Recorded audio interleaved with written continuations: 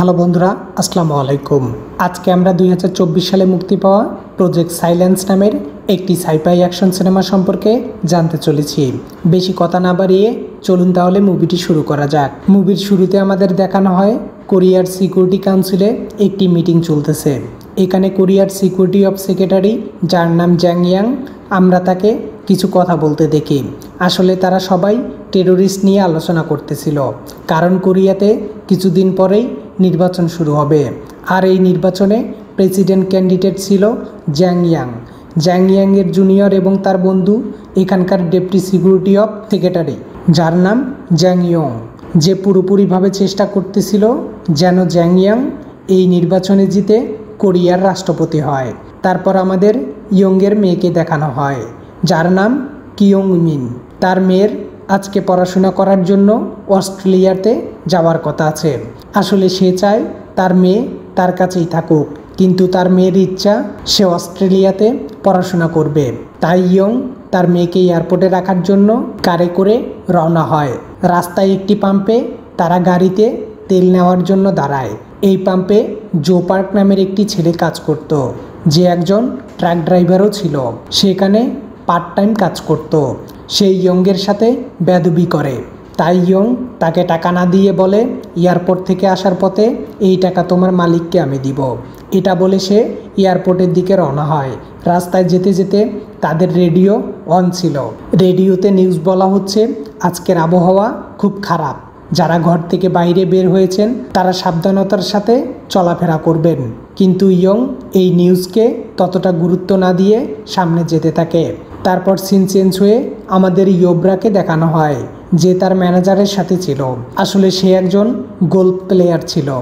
আগামীকাল তার একটি টুর্নামেন্ট আছে, আর তাকে সেখানে যে করেই হোক খেলায় অংশগ্রহণ করতে হবে। কিন্তু তার ম্যানেজারের কারণে তার পাসপোর্টের মেয়াদ শেষ হয়ে গেছে, আর নতুন পাসপোর্ট সে আগামীকাল সকালে পাবে। ম্যানেজার তাকে বলে, কালকে সকালে আমরা তাড়াতাড়ি করে ফ্লাইট ধরব।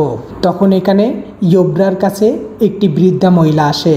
ম্যানেজার ভাবছিল এটা হয়তো তার কোনো ফ্যান হবে, কিন্তু ওই মহিলা ইয়োব্রাকে তার আত্মীয় ভাবছিল। যখন ওই মহিলার হাজবেন্ড এখানে আসে, কিন্তু সে তাকেও চিনতে পারে না। এই মিসআন্ডারস্ট্যান্ডিংয়ের কারণে ওই মহিলা অ্যাক্সিডেন্ট হওয়ার সম্ভাবনা ছিল, কিন্তু তার আগেই ইয়োব্রা তাকে ধরে বাঁচিয়ে নেয়। আসলে এই মহিলার ভুলে যাওয়ার অসুখ ছিল, সব কিছু ভুলে যেত। যাই হোক, তারপর ইয়োব্রা ও তার ম্যানেজার এয়ারপোর্টের ব্রিজ ধরে ঘরে যাচ্ছিল, কিন্তু আকাশ অনেক অন্ধকার ছিল, আর এই কুয়াশায় কিছুই দেখা যাচ্ছিল না। একটু আগেই আমরা রেডিওতে যে নিউজ শুনেছিলাম এটারই কথা বলা হয়েছিল। কুয়াশায় ব্রিজে কেউ কিছুই দেখতে পারতেছিল না। এই সময় একজন পাগল লোক ফেসবুক লাইভ করতে করতে প্রচুর জোরে গাড়ি চালিয়ে যাচ্ছিল। এই সময় ব্রিজেই আমাদের ইয়ংকেও দেখানো হয়, যে স্বাভাবিকভাবেই তার গাড়ি চালাচ্ছিল।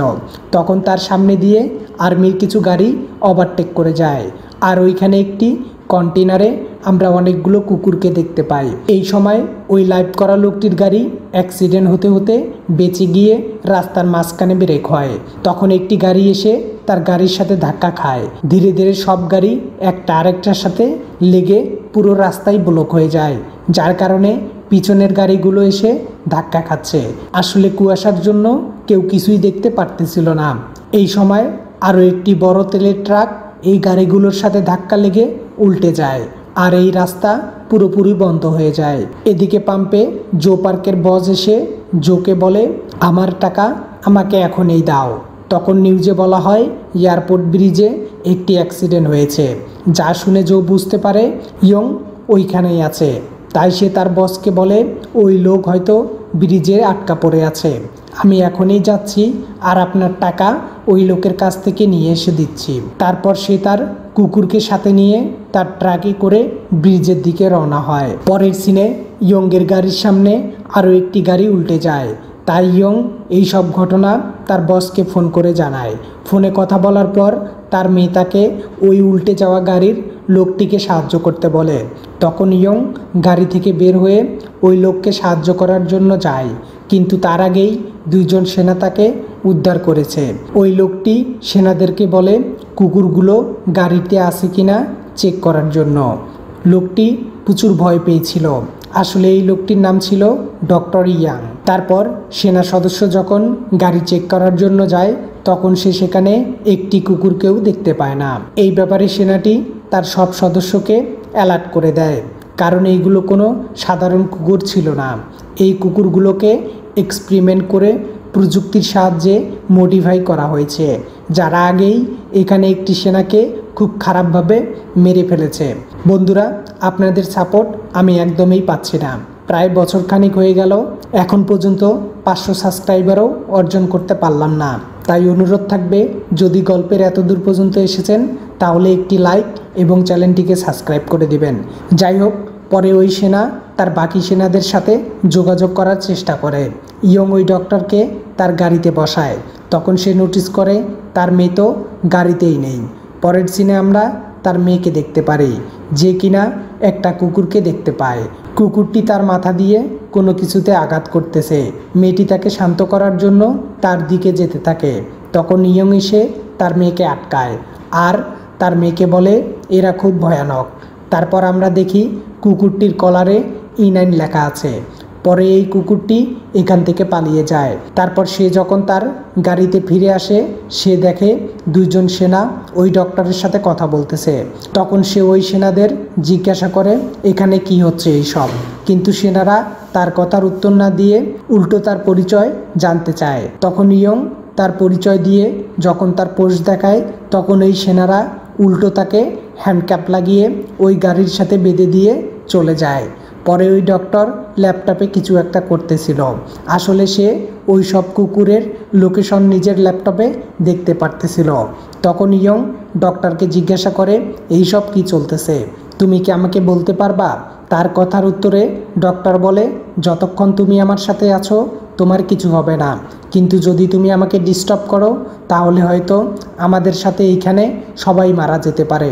এখানে আমরা আরও জানতে পারি সে সবগুলো কুকুরকে কন্ট্রোলও করতে পারত। তখন সে ল্যাপটপে সবগুলো কুকুরের মাথায় একজন সেনার ছবি টার্গেট হিসাবে সেট করে দেয়, আর সব কুকুর সেনাটির উপর আক্রমণ করতে থাকে। আর ওই সেনা অনেক কষ্ট করে ওই সব কুকুরকে আবারও কন্টেনারের ভিতরে ঢুকিয়ে দেয়। কিন্তু এখানে যে E9 কুকুরটি ছিল তারা এই কুকুরকে কন্ট্রোল করতে পারতেছিল না। এটা দেখে ডক্টর টেনশনে পড়ে যায়। তারপর ওই কন্টেনার নেওয়ার জন্য এখানে একটি হেলিকপ্টার আসে। পরের সিনে আমরা জো পার্ককে দেখতে পাই, যে টাকা নেওয়ার জন্য তার ট্রাক নিয়ে এই ব্রিজের উপর চলে এসেছে। গাড়ি থামাতেই তার নিজের কুকুরটি ওই কন্টেনারের কাছে ছুটে যায়, যেখানে বাকি কুকুরগুলো ছিল। এই জন্য জো তার কুকুরকে নেওয়ার জন্য সামনে যেতে চায়, কিন্তু সেনারা তাকে সামনে যেতে বাধা দেয়। এদিকে ইয়ং ডক্টরকে আবারও জিজ্ঞাসা করে এখানে আসলে কি হচ্ছে। তখন ডক্টর তাকে জানায় এই প্রজেক্টের নাম প্রজেক্ট সাইলেন্স। এই কথা শুনে ইয়ং কিছুই বুঝতে পারতেছিল না। সে আরও কিছু জানার আগে সেনারা এসে তাকে দূরে সরিয়ে নেয়। তারপর আমরা এখানে মিনকে দেখি, যে জোর পোষা কুকুরটিকে ধরে ফেলে। সেনারা তাকেও সরিয়ে দিতে চায়, কিন্তু ইয়ং এসে ওই সেনাকে পিছনে যেতে বলে। এখানে ওই ডাক্তার খুব টেনশনে ছিল E9কে নিয়ে। তখন একজন সেনা বলে আমরা আবারও E9কে নেওয়ার জন্য ফিরে আসব। এখানে একজন সেনা একটি চিপ পায়, যেটা E9-এর মাথায় ছিল, যেটা E9 আগেই তার মাথা থেকে খুলে ফেলেছে। ডক্টর এই চিপ দেখে বুঝতে পারে কেন সে E9কে কন্ট্রোল করতে পারতেছে না। পরে সেনারা হেলিকপ্টারে করে ওই কন্টেনার এখান থেকে নিয়ে যাওয়ার চেষ্টা করে, কিন্তু তখনই E9 এখানে চলে আসে আর এক লাফে হেলিকপ্টারে উঠে সেনাদের এক এক করে মারতে শুরু করে, যার কারণে ওই হেলিকপ্টার আর কন্টেনার মাটিতে পড়ে যায়। তারপর সব কুকুর কন্টেনার থেকে পালিয়ে যায়। ডাক্তার আবারও ল্যাপটপ খুলে তাদের কন্ট্রোল করতে চায়, কিন্তু সেটাও আর হচ্ছিল না। এই সবগুলো কুকুর তাদের কন্ট্রোলের বাইরে চলে গিয়েছে, আর এদের মাথায় 116 জনকে মারার টার্গেট সেট হয়ে গেছে। তারপর সব কুকুর ওই কন্টেনার থেকে বের হয়ে এক এক করে মানুষকে শিকার করা শুরু করে দেয়। তাদের মাথার ভিতরে একটি চিপ আছে, আর তাদের এমনভাবে ট্রেন করা হয়েছে তারা তাদের টার্গেটকে শেষ না করা পর্যন্ত থামবে না।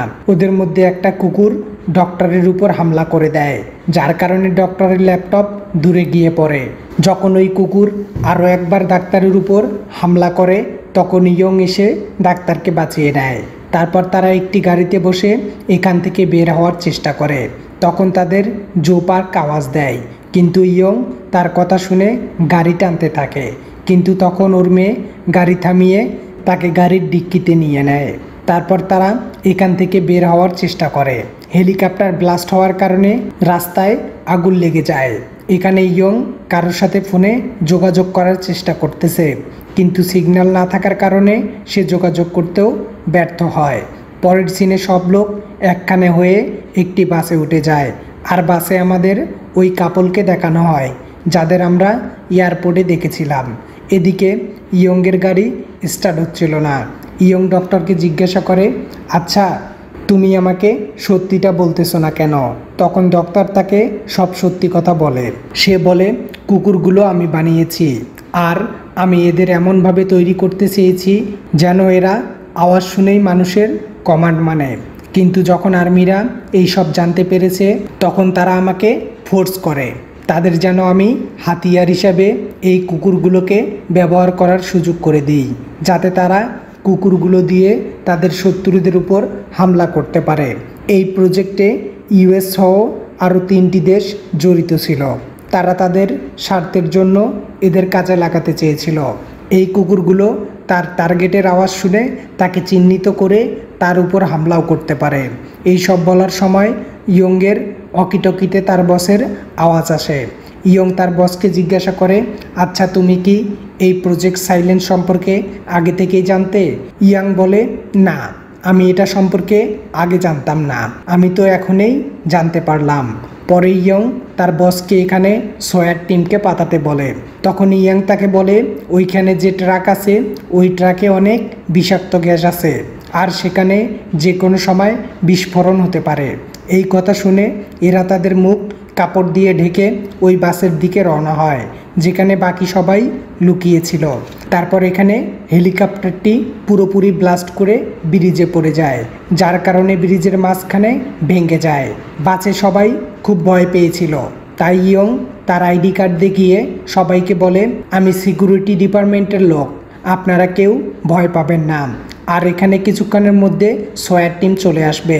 তার কথা শুনে সবাই একটু শান্ত হয়, কিন্তু তারপরেও সবাই তাকে প্রশ্ন করে, এই কুকুরগুলো আমাদের উপর কেন হামলা করতেছে?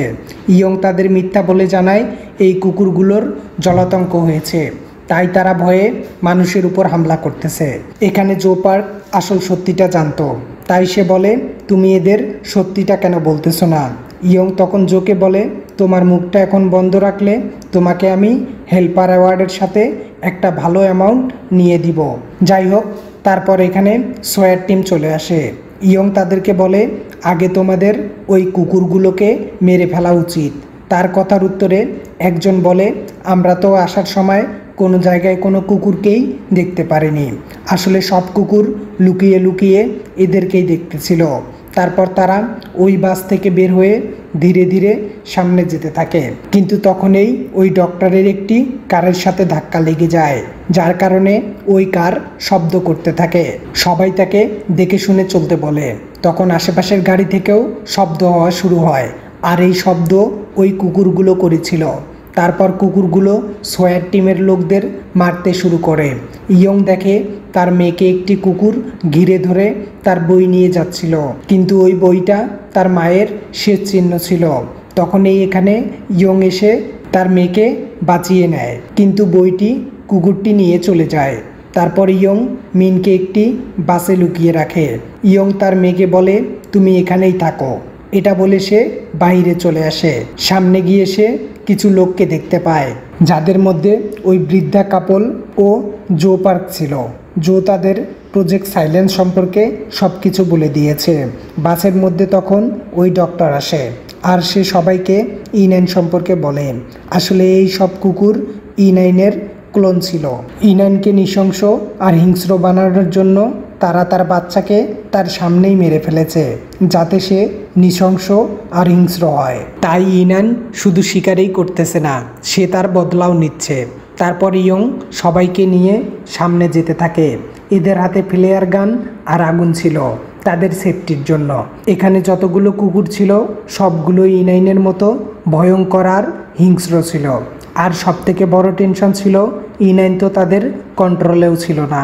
তখন ইয়ং জ্যাং ইয়াংয়ের সাথে কথা বলে। জ্যাং ইয়াং তাদের ব্রিজের সাইডে আসতে বলে যেন সোয়াট টিম তাদের উদ্ধার করতে পারে, আর এই কুকুরগুলোকে তারা পরে দেখে নেবে। তখন ইয়ং তাকে বলে এই কুকুরগুলো খুবই ভয়ঙ্কর, এদের জন্য আমাদের স্নাইপার রেডি রাখা উচিত। কিন্তু জ্যাং ইয়াং তার কথা শুনে না, কারণ কিছুক্ষণের মধ্যেই এখানে মিডিয়া চলে আসবে, আর এই সব ব্যাপারে যদি কেউ জানতে পারে তাহলে তার ভবিষ্যৎ রাষ্ট্রপতি হওয়ার স্বপ্ন থেকে যাবে।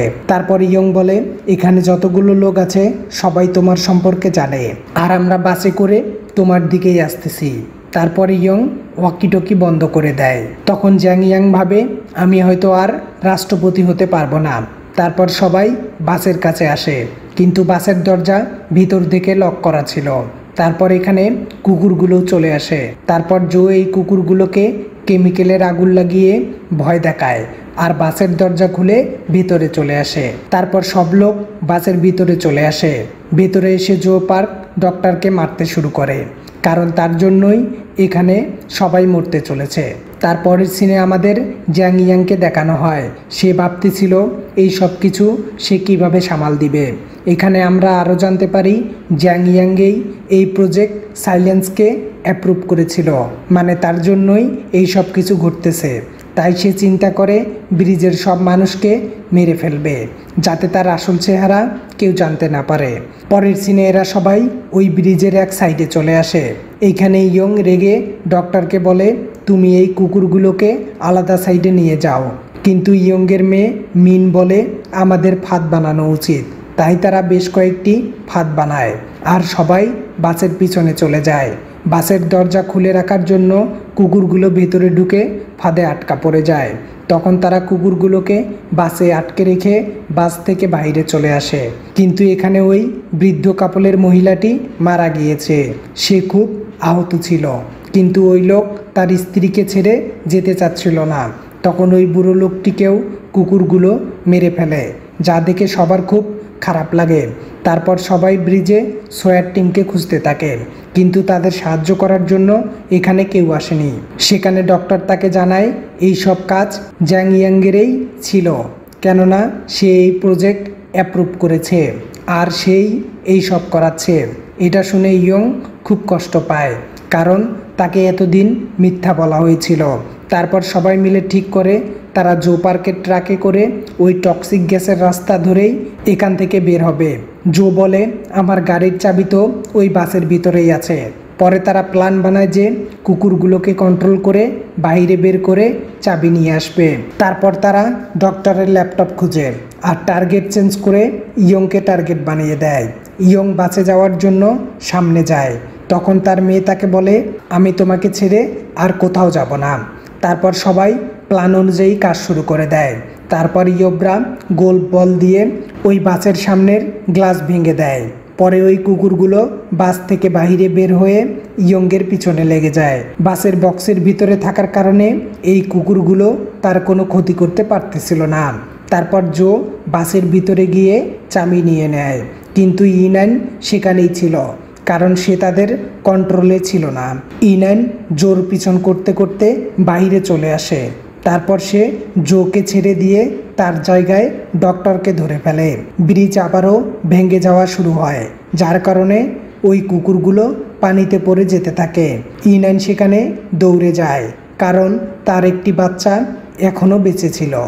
ইয়ংও নিচে পড়তেছিল। তখন সবাই বলে ইয়ংকে ছেড়ে দাও, কিন্তু ইয়ংয়ের মেয়ে জো ট্রাকের ওয়্যার নিয়ে ইয়ংয়ের ট্রলির সাথে লাগিয়ে দেয়, আর জো তার ট্রাকের সাহায্যে ওই ট্রলিকে উপরে তুলে নেয়। এখানে E9 ও তার বাচ্চা পানিতে পড়ে গিয়েছিল।